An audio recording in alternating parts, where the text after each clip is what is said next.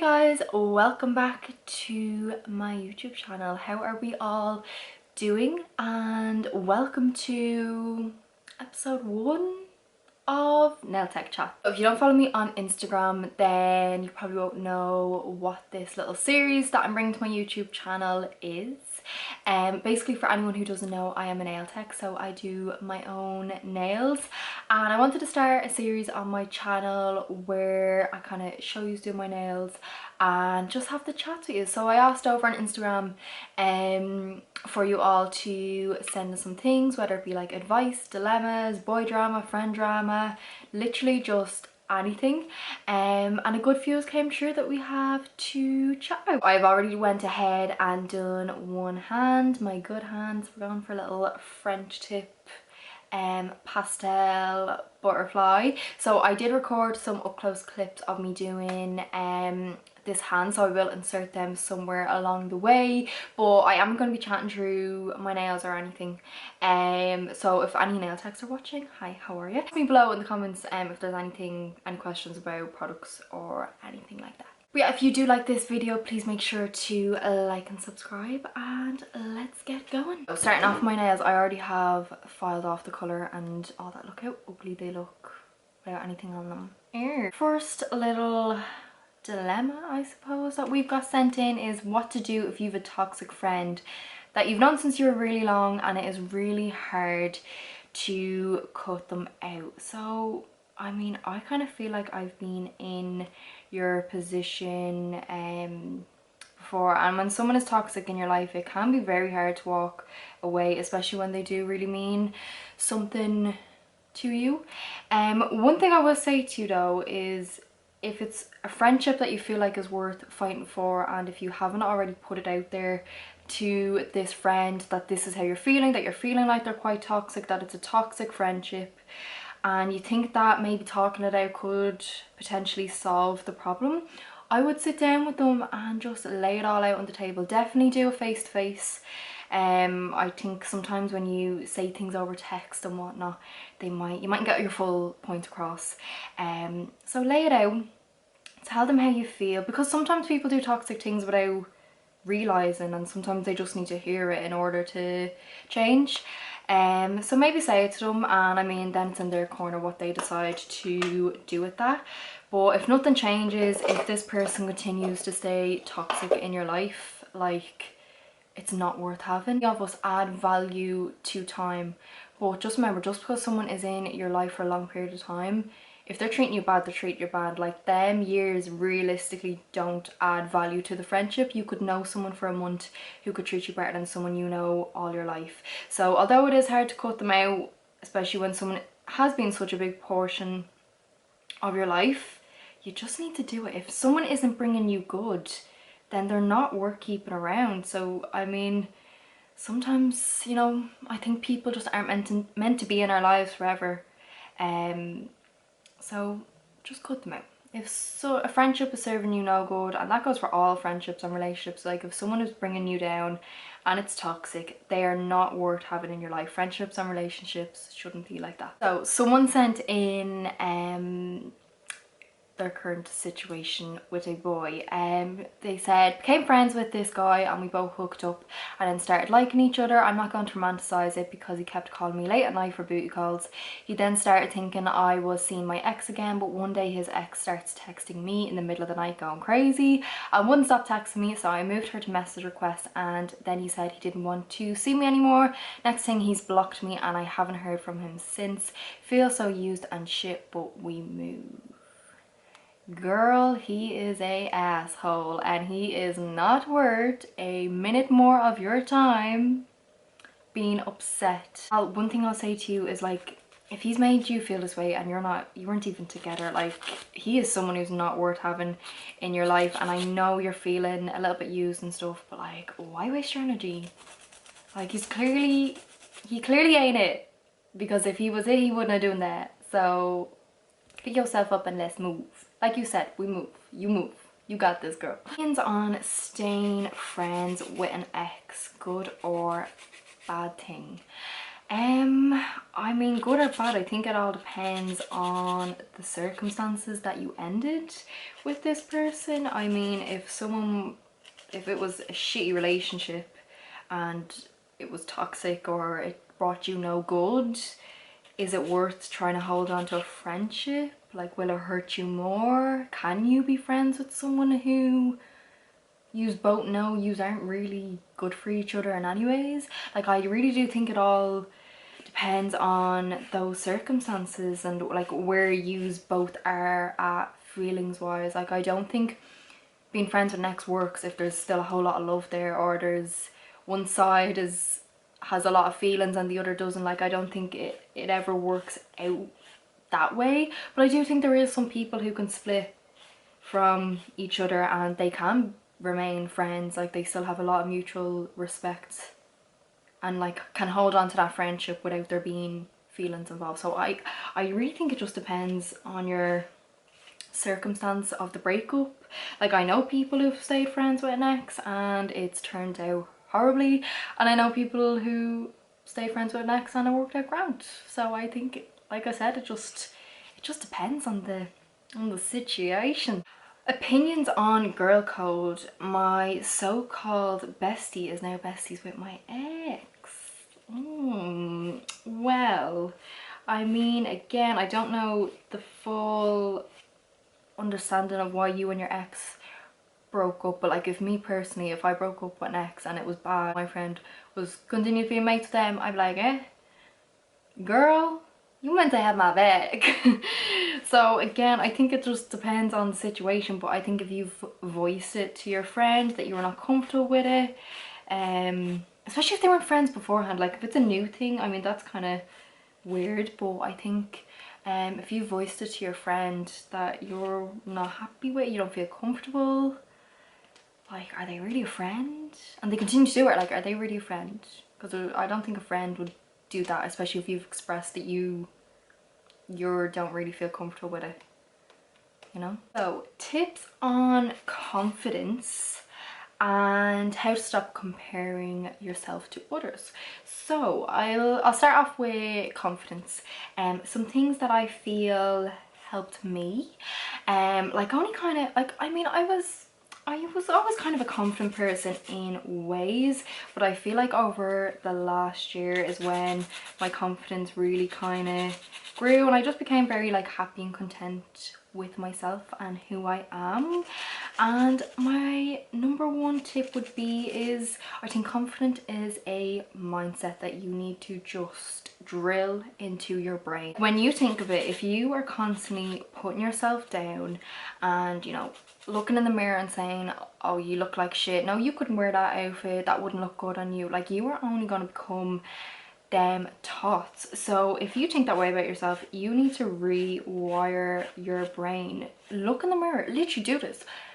Get up every morning, look in the mirror and tell yourself 3 things you love about yourself. Do it every morning. Might feel cringy doing it the first few times, but you are speaking positive words about yourself to yourself. And like, I don't think people realize how much your brain soaks up. Like, if you are constantly putting yourself down and talking negatively about yourself, I mean, it's only going to knock your confidence, and your brain is only going to start to believe them thoughts. Where if you rewire it and start changing the way that you think about yourself and look at yourself, you know, you will take that in and fake it till you make it. Like, if you don't feel confident, act confident. And like I said, do little things that will help build you up. Confidence comes with a lot of self-acceptance, like just accepting who you are, accepting your insecurities, the things you don't like about yourself. Like, everyone has them, and you know, unfortunately there's some things that we just cannot change about ourselves. So I think you just need to accept them, realize they're part of who you are, and just roll with it. But again, confidence is a journey. You're not going to wake up one day and be oozing confidence. It's something you need to work on. But you know what, you've one shot at life, so you may as well try and make the most of it and be a confident ass bitch like you were meant to be. And then secondly, how to stop comparing yourself online. So I think the age of social media, we're all guilty of it.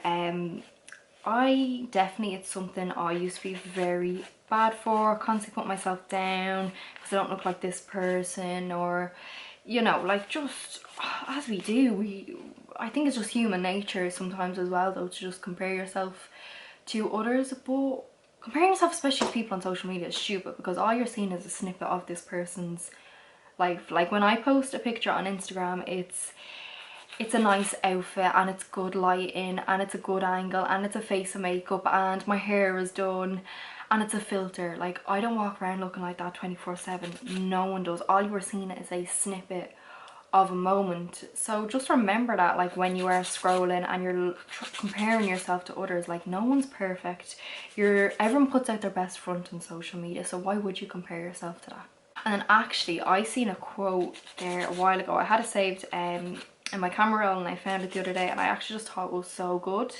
And it's, admire someone else's beauty without questioning your own. And I honestly think that is so good to keep in mind when you are comparing yourself to others. Like, yes, look at people and think, wow, oh my god, they look gorgeous, she looks beautiful in that outfit, her body looks amazing, wow, her hair is stunning, oh my god, she's flawless skin. Like, you're giving all these positives to someone else, and that's fine. But what you're not going to do is turn them into negatives, flip it around, and then start projecting them at you and questioning why you don't have all them things. You don't have all them things because you're not that person, and they're not you.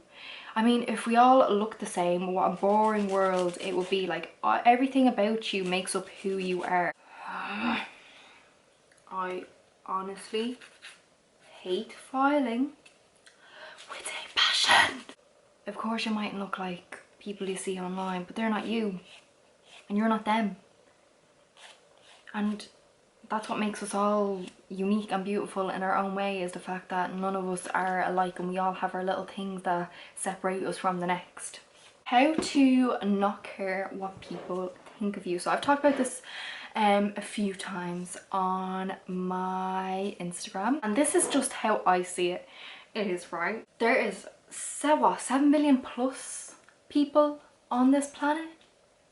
That's a whole lot of different likes, interests, views, personalities.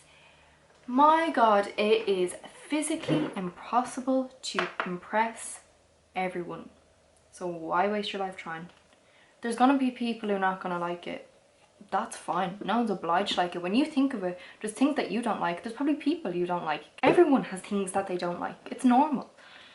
So why would you let an opinion, an irrelevant opinion of you, stop you from living your life or from doing something? Stop letting irrelevant people's irrelevant opinions of you control your life. You cannot live your life seeking constant validation from other people. So do things for you. Do things because you want to do it, because it's something that makes you happy, not what someone down the road thinks about it, because in the grand scheme of things, their opinion really does not matter one bit at all. And it's hard, I know, like, people can be assholes. I think especially online, with fucking throwing their opinions left, right and centre, but it's not their life, it's your life. So why would you let their opinion of whatever you're doing or who you are control you? Do things for you. We're all gonna die one day, and I just think you don't want to look back at your life and regret not doing things because you're afraid of what people thought or what people's opinions were going to be, because really none of that matters at all, period. Say a lot for the people in the bed. How to get over an ex that basically moved on a week later. What I would say to you is, it kind of says a lot about him if he's able to move on from your relationship that fast, and kind of shows how much he clearly valued the relationship. So girl, you know, feel your feelings, cry if you have to cry, and then pick yourself up and move on, because he is not worth time of yours and your energy being upset over someone who can just move on that fast. Like, it does, it says a lot about him. So yeah, you do you. Focus on you now and your healing and your healing process. Surround yourself with good people and just fucking take care of yourself. Let's put your energy now that you'd probably spend crying over the fact that he's with someone new, and let's pump that energy back into you and caring for yourself and picking yourself back up, because you don't need him. If he was able to do that, he's not worth a minute more of your time. So, should I date my ex's mate? We both like each other but scared of group tension.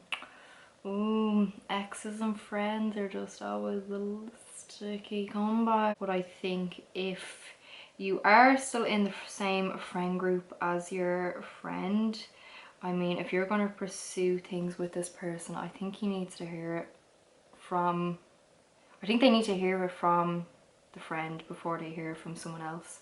And I don't think it's your responsibility to tell this person, because at the end of the day, they're your ex. I mean, if you were meant to be together, you will be together, but you clearly aren't, and you're moving on. So I think any advice I would give to you is just tell the friend to be honest with the ex and say, hey look, I like her, she likes me, we're going to pursue things and go from there. Today they are your ex, you're not with that person anymore, you have to move on at some point. So tips on growing your social media. Number one tip, and I know every single person will tell you this, but it's true, consistency is key. Being consistent with your page, being active on your page. Now you don't have to be posting every day, but I would advise to maybe, you know, post a few times on your story throughout the week, and maybe even get like minimum 3-4 posts up a week. It's going to engage your audience because people will be more interested in the fact that you're active, and it's like, oh, like they're good to follow, you know, they post regularly. So yeah, consistency is a big thing. I mean, if you're in, you know, your page is like a fashion page or a makeup page, I would say definitely be sure to tag the brands that you're using in your posts, because there might be the chance of them reposting you, which again would get your page seen. And engage with your followers, like, you know, you're trying to grow an audience, so be sure to communicate with that audience and engage with them, reply to people's messages, reply to people's comments, have the chats with people, and engage with pages that are similar to yours. So follow some other fashion pages, you know, if fashion is your vibe, maybe follow some other pages similar to yours, share the love, comment on their pictures, share their things, reply back to their stories, because like what you put out you get back. So if you're sharing that love, like people will share that back to you. So another great way of growing your page. And again, I'd say, like, don't stick to one platform. So if you're posting on Instagram, start posting on TikTok or YouTube or whatever, because you're going to be able to reach a more wider audience. Ooh. You'll be able to reach a more wider audience than just the one, because I think especially if you're trying to grow your Instagram, TikTok is an amazing platform to grow on. Like, I know a good amount of my followers have came from TikTok, because obviously Instagram, the only way you kind of really get discovered on Instagram is, say, if someone shared your page, or if you just happen to go onto the explore page, start posting on TikTok. And more importantly, just enjoy it. Don't focus too much on your growth and the numbers, because at the end of the day, they are just numbers. I mean, if you're doing something you love or putting out content that you are really proud and happy with, and it's, you know, to a quality that you're proud of, then that's all that matters, because that's what will shine through on your page. More importantly as well, I think with growing your social media is just be yourself. Be you, because you'll attract like-minded people. And, you know, I think as well, just, you know, staying true to your own personality and stuff, because you know, people like that. People like to follow and connect with people who they feel they can relate to, or, you know, are similar vibe to them. So I just think one really important thing if you are going to try and grow your social media is just stay true to who you are. Okay, so I know we got already your mate being friends with your ex. Now we have opinions on being friends with your friend's ex. So we've got a friend who's friends with the ex here. Opinion on it, again, it really just depends on circumstance. I mean, if a friendship is brewing with the ex, then I think just be honest with your friend, and I think at the end of the day they are your friend first, so I think it's important to kind of respect their feelings. Because I mean, like I said, if someone treated me like shit or it ended really badly and it was quite, you know, it hurt me, and then my friend was off being friends with this person, I think I'd be a little bit hurt by it, which I think is valid. So I would just say, like, if you want to be friends with this person, I think just let your friend know that, yeah, I'm mates with your ex. Like, how do you feel about that? And just, I think it's just important to respect people's feelings in situations like this and just be honest about how you feel. Honesty is the best policy. Was there any hate or slagging you received when I started Instagram? I mean, like, a few things from like people I know, like the whole, oh, who she thinks she is, oh, she thinks she's a blogger, usual shite. I'm sure there is people who have something to say about it, but I don't really care. I'm doing me, I'm happy out, I'm going after my goals, and great things are happening to me, so why would I let, again, opinions of others stop me? I think especially in like small towns, there definitely is that like small town mentality. I feel like where I live, it is starting to branch away from that. Like, people are starting to really just not give a fuck what others do, which is the way it should be. Like, you really shouldn't care if what people decide to do with their lives, but you will always get people who be like, oh, who they think they are, because you're doing something that isn't seen as the norm. But you just need to let them people talk. I mean, if they want to live their lives chatting shit about other people, like, it says a whole lot more about them than it does you. So again, referring back to how to not care what people think or people's opinions. Why is that relevant? People's irrelevant opinions like affect you? The way I see it, like, again, I didn't really receive much hate that I know of, or slagging. Well, I don't really give a fuck anyways if someone did. Do you know what, I just painted these nudes and I really cannot be arsed trying to do this on this hand. Nail techs, you know, we be walking around with one hand looking fabulous and the other hand half done looking like this. Maybe that's a task for another day, but I'm gonna finish this up on this last one, which is one thing you hate about Irish fame influencer scene. Like, I feel like I'm fairly new to influencer scene. I hate that word, but I think the Irish community of this is actually really, really lovely. I've made some amazing friends throughout the past few months, especially throughout lockdown. Like, discovered some amazing people online, and I think it's quite a nice community.